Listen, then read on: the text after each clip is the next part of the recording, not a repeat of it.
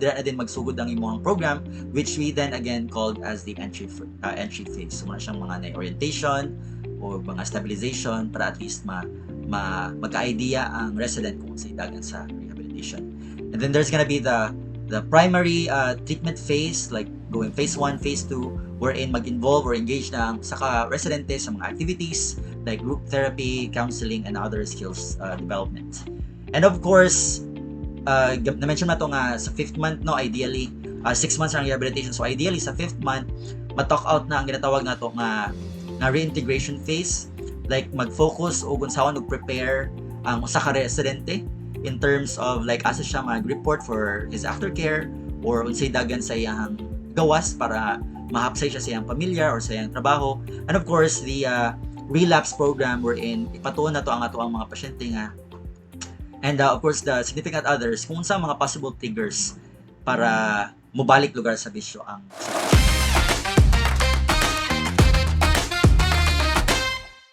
What's up everyone? My name is Dr. Junes. I'm a nurse by profession and a rehab practitioner by specialty.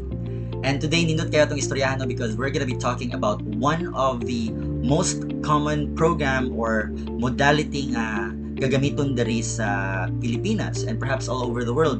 Muna siya ang gina-recommend sa Department of Health para makatabang mahapsay ang dagan sa usa ka pasyente nga nag-undergo rehabilitation. And this topic is no other than therapeutic community or what we call the TC. So again, another disclaimer nga tanan natong istoryahan diri is purely for educational and awareness purposes only ug dili ni siya intended nga mo replace sa any other complicated nga mga situation. So, unsa bay na aning TC? Now, when we say TC or the therapeutic community modality, it is a highly structured residential-based treatment approach. So, basically structured ni siya no nga intended for our inpatient nga ang gagamiton ni siya for rehabilitation programs basically nga ga-emphasize ni siya og kanang holistic care like totality and it's focused on a long-term behavioral change, dili lang kanang kadyot but tinag-as nga gi-expect nga behavioral changes through a supportive, meaning ga tinabanga nga community or environment.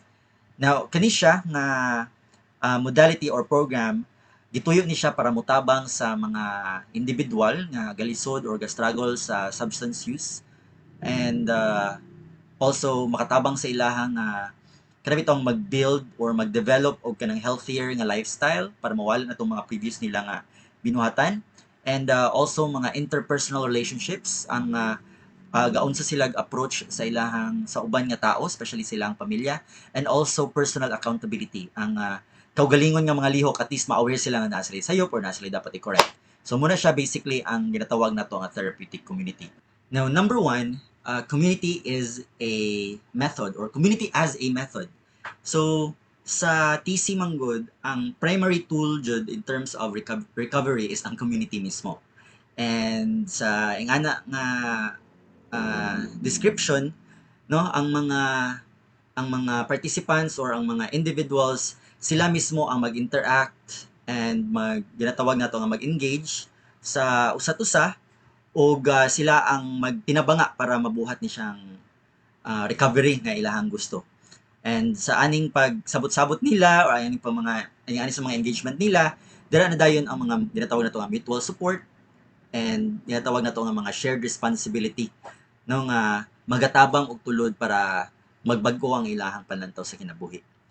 Apil na pud ani ang ginatawag nato nga mga group discussions o kanang mga peer confrontations, magtubag-tubag sila pero professional formal nga tubag-tubag and also mag-include ang mga community activities na naay role in terms of like behavioral growth or changes nga gusto nila mabag-o sa ilahang kaugalingon.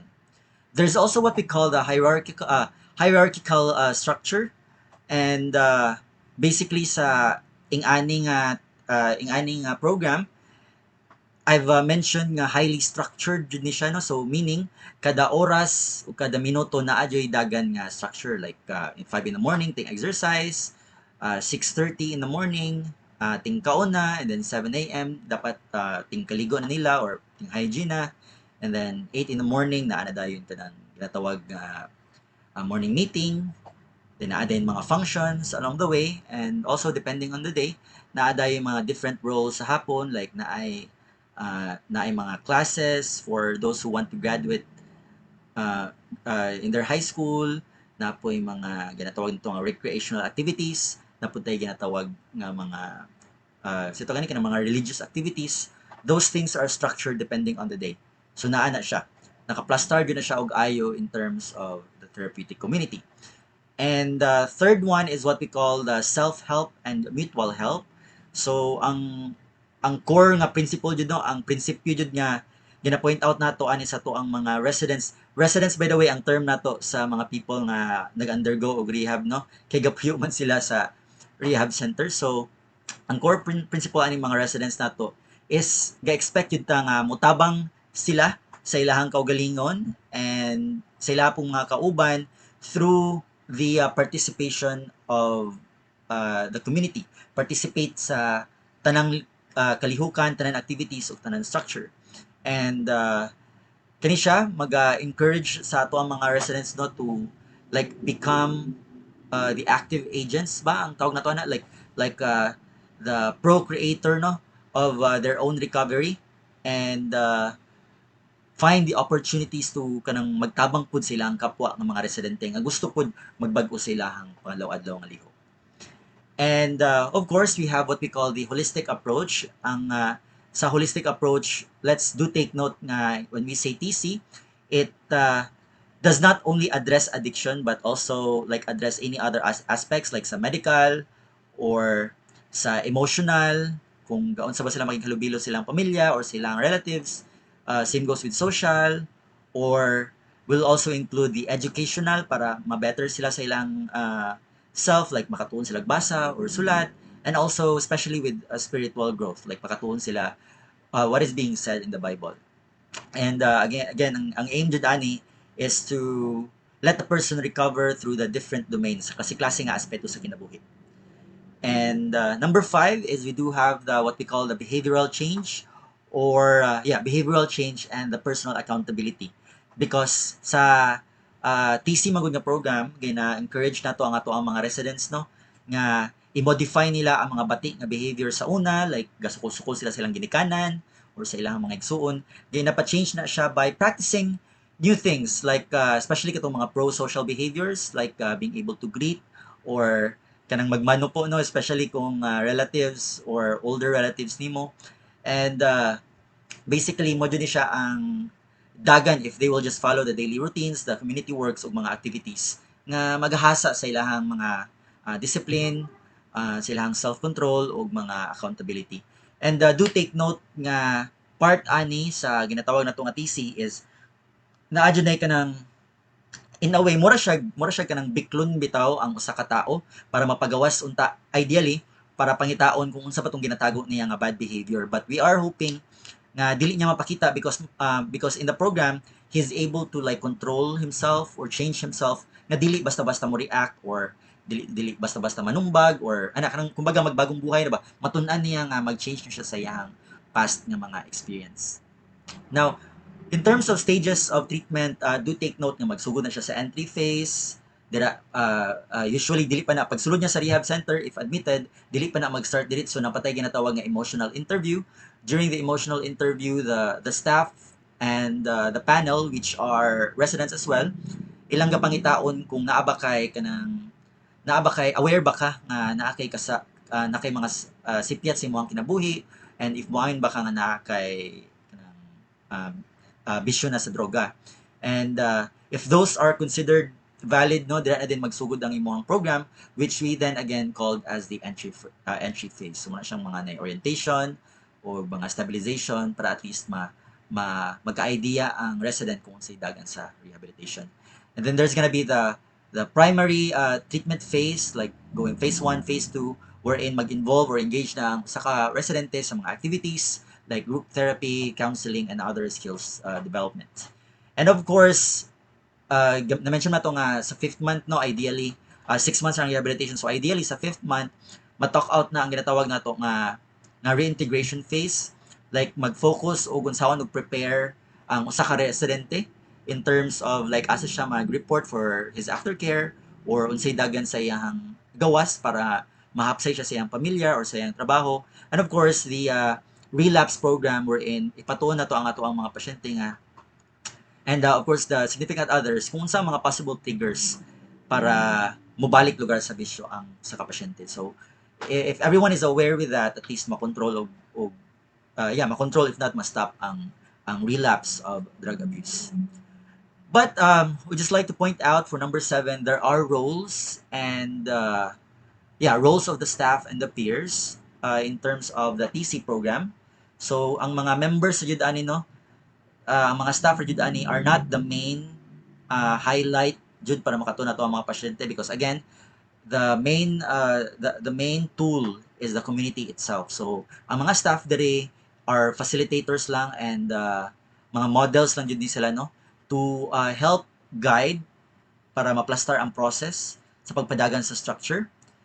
And let's just take note nga ang mga staff pud rely lang jud sa mga residents para ma-manage ang mga day-to-day activities and also the therapeutic intervention. Magkinun-anay ra silang kapwa resident. And also mga senior na nga mga residents, like mo graduate na nga mga residents, they also play a crucial role in terms of handling the community and basically making sure that the structure is followed. In terms of treatment duration, as what I mentioned earlier, the as per RA 9165, it is with a minimum of 6 months treatment. But if bugoy jud kaayo, daghan kayo ninja moves, daghan kay mga binuhatan nga dili maayo no, mo extend yun siya sa yang number of months. It can even go for 12 months or even more. Pwede jud kaayo na siya. And take note nga naatay sa aning iyang rehabilitation for a resident, naatay focus sa mga social and mga life skills para i-make sure nato nga pagawas sa ato ang residente is fully prepared kayo siya nga mo reintegrate sa community. What's also very important is what we call the aftercare and reintegration. So with the aftercare program, basically ma-monitor na to ang resident kung hiwi na ba pud og dalan or nagpadayon ba siya sa iyang pagpaningkamot nga ma-sober na nga di na mo balik sa droga. And it will be for it will be for 18 months. So 18 months nga mag-report ang residente depende sa area nga i-recommend sa iyang case manager. All right? And also we do have the what we call the benefits of the modality.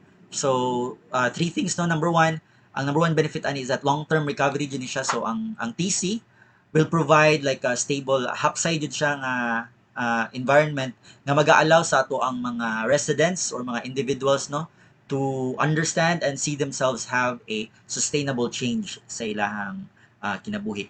There's also what we call a peer support as a benefit for the modality because ang approach mo gud ani, it helps create a support system that helps in like overcoming addiction. So because nagtinabanga sila mo kontrol lugar ang isang okay na kaya nimo nga walay droga, with those words from a kapwa pod na experience sa drugs, it would inspire and motivate that person nga dili na lagi mo gamit og bisyo. And of course, there is what we call a personal growth wherein ang mga residents nato dere will not only change with the addiction problem but also will grow like emotionally and socially, especially with their family and loved ones.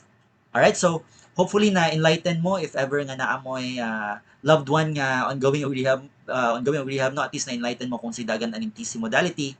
And feel free to comment, like, and subscribe below if you do have questions or concerns. Feel free to do that.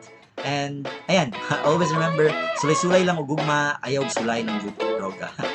Take care din.